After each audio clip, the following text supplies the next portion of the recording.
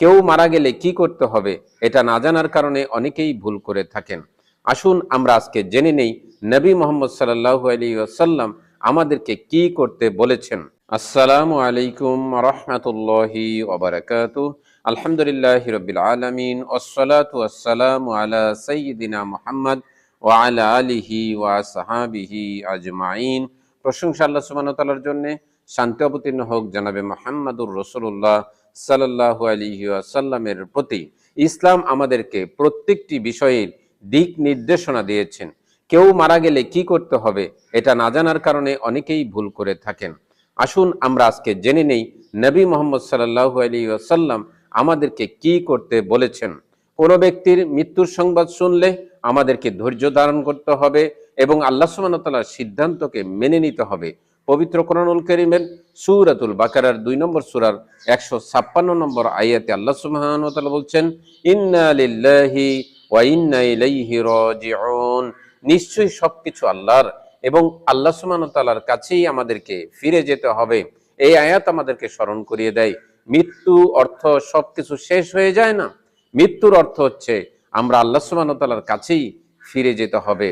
মৃত্যু সংবাদ শুনলে প্রথমে যে কাজ করতে হবে সেটা হচ্ছে ধৈর্য ধারণ করা এবং বলতে হবে ইন্না লিল্লাহি ওয়া ইন্না ইলাইহি রাজিউন। এটা অন্তরে বিশ্বাস করতে হবে যে সমস্ত কিছুর সিদ্ধান্ত আল্লাহ সুবহানাহু ওয়া তাআলার কাছে। দ্বিতীয় নম্বর কাজ হচ্ছে মৃত ব্যক্তির জন্য দোয়া করা। মৃত ব্যক্তির জন্য দোয়া করা সবচাইতে গুরুত্বপূর্ণ বিষয়। রাসূল সাল্লাল্লাহু আলাইহি ওয়াসাল্লাম সাহাবাদেরকে শিক্ষা দিয়েছেন মৃত ব্যক্তির জন্য দোয়া করতে। আল্লাহুম্মা গফির লাহু ওয়ারহামহু ওয়াআফিহি ওয়াআফু আনহু। হে আল্লাহ, তুমি তাকে ক্ষমা করো, তুমি তার প্রতি দয়া করো, তুমি তাকে নিরাপত্তা দান করো।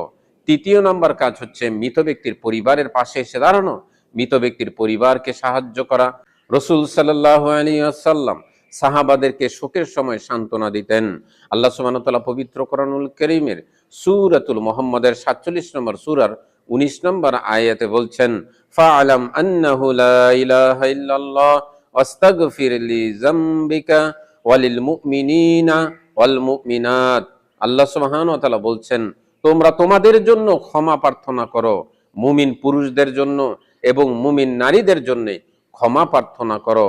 মৃত ব্যক্তির জন্য আপনি দোয়া করবেন, মৃত ব্যক্তির পরিবারের জন্য আপনি দোয়া করবেন। আপনি যেভাবে ইচ্ছা তাদের জন্য কল্যাণের দোয়া করতে পারেন। আপনি দোয়া করতে পারেন আল্লাহুম্মা গফির লিল মাইয়িত ওয়ারযুকহুল জান্নাহ ওয়ারযুক আহলাহু সাবরা ওয়া সুলওয়ান। আল্লাহ সুবহানাহু ওয়া তাআলার কাছে আপনি তাদের জন্য দোয়া করবেন, হে আল্লাহ, তুমি মৃতকে ক্ষমা করো, তুমি মৃতকে জান্নাত দান করো, মৃতের পরিবারকে তুমি সান্ত্বনা এবং ধৈর্য ধরার তৌফিক দাও।